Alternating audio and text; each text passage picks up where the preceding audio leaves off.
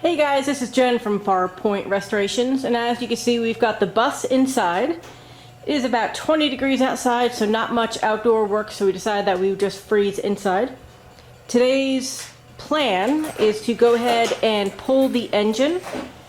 That is the plan. As you can see, I've got Eric up underneath, torturing him a little bit, getting the stuff ready to go. And as we do some step-by-step, we'll kind of show you what we're doing.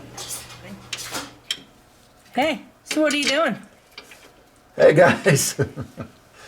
Well, it's finally time to start with the busaroo conversion, right? We've got the bus back in for the winter. It's cold, by the way, on this floor. But we're pulling the old Type 4 engine. I've got the bus up on jack stands all the way around, which is where it will remain for the duration of this project. And today, Jen and I are working out here. It's about 20 outside, which is a little unseasonably cold. And we're going to pull the motor out. So that's step one. We're going to be getting rid of this engine, and then I've got to assess a whole lot of stuff under here. New brakes, new brake lines, new CV axles. The list will go on and on. If you've ever seen Ghostbusters, just dream of the scene where Bill Murray asked Dan Aykroyd, "You can't park that here." He said, "I got the car. Just needs rings, engines, mufflers, bearings, wiring. Good old Only fashioned. $5,000. The money pit. Yeah, exactly. So anyway, that's what's going on under here. I'll give you updates as the day goes on. We'll be struggle busting our way through this. In fact, Jen, if you want to hand me that camera, if you feel brave enough to lean under here all the way, I'll show you if I can. There's not a lot I can do under here with the camera, but I'll try to give it a look here.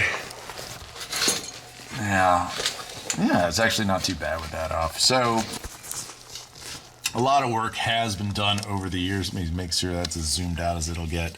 We've got a fuel filter here and an aftermarket fuel pump there and another fuel filter there, and then that's the fuel tank up there.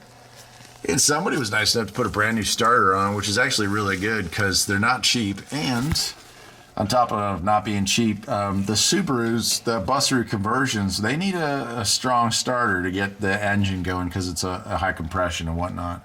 But so for today, I'm going to be pulling out that bolt, and there's one up top there that's also going to come out. That's holding up a lot of this engine.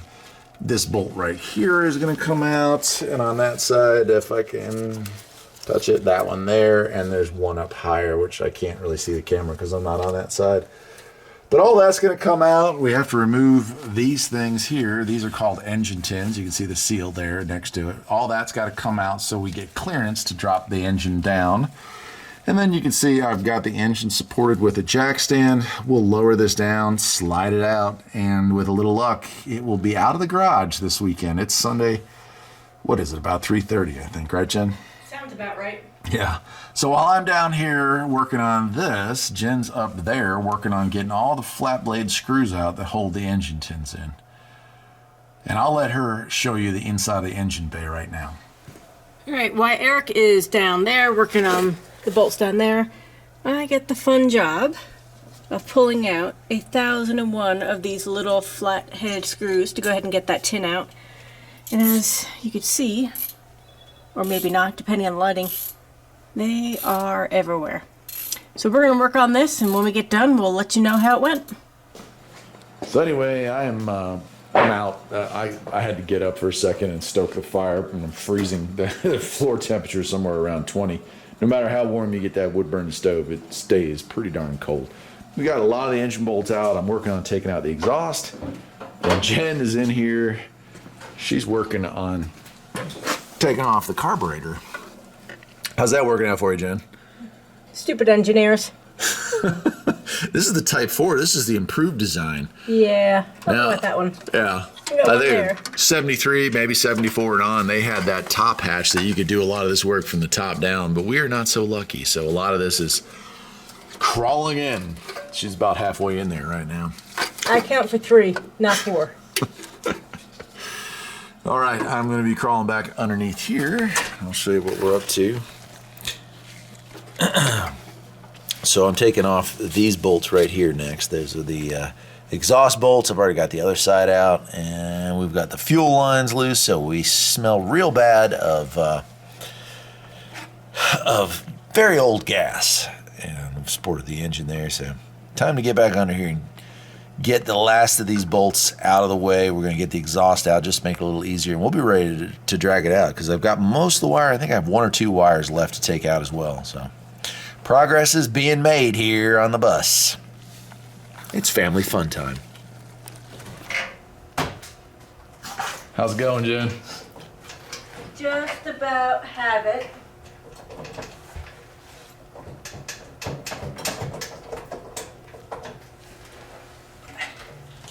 Oh, son of a...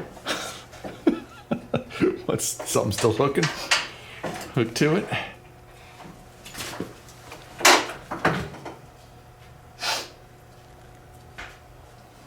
Choke wire. Don't break the choke. Very expensive. There it goes. Yay. That's a nice carb too, isn't it? No.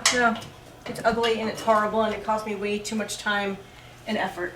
Well, it's out, and so is the muffler, and so are the heat shields, and so are the tin for the whole front. So we have one more bolt left to take out on the mustache bar, or whatever you want to call it on these later models, and we're ready to drop this thing.